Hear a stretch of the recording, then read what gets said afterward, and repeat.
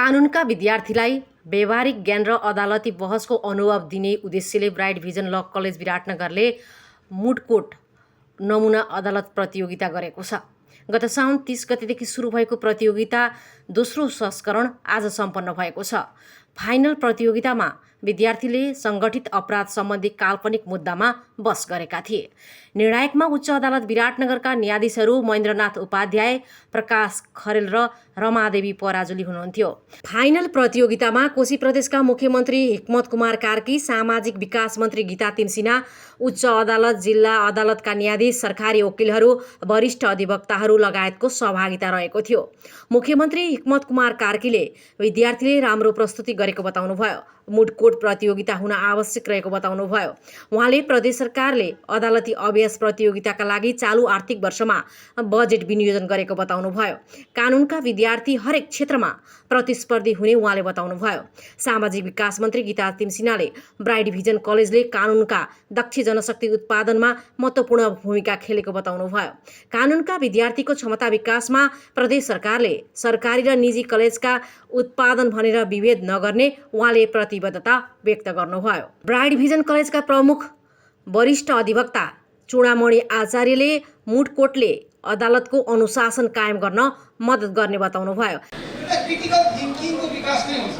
एउटा पक्षले एउटा सोचका साथ आफ्ना रायहरू आफ्ना प्रस्तुतिहरू गर्नुहुन्छ र अर्कोले अर्कै ढङ्गले त प्रस्तुत गर्छ।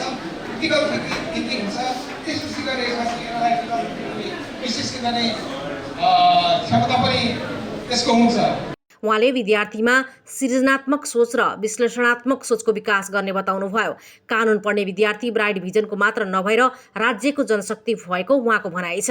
उहाँले प्रदेश सरकारले कोशी प्रदेशका 137 वटै स्थानीय तहहरूमा प्रदेश कानुनका बारे सञ्चार गर्न कानुनका विद्यार्थीहरूलाई प्रयोग गर्न सुझाव दिनुभयो। प्रमुख आचार्यले प्रदेश मन्त्रालय तथा निकायहरूमा इन्टर्नसिपको प्रबन्ध गर्न आग्रह गर्नुभयो। प्रतियोगिताको उपाधि BVLC 817 समूहले जितेको छ। सो समूहका रविश कोइराला, अर्नव शर्मा, चेतन सिंह बस्नेत र सुम्निमा गौतम प्रथम भएका छन्। उपाधि जित्ने समूहले नगद 12,000 सहित ट्रफी प्राप्त गरेको छ।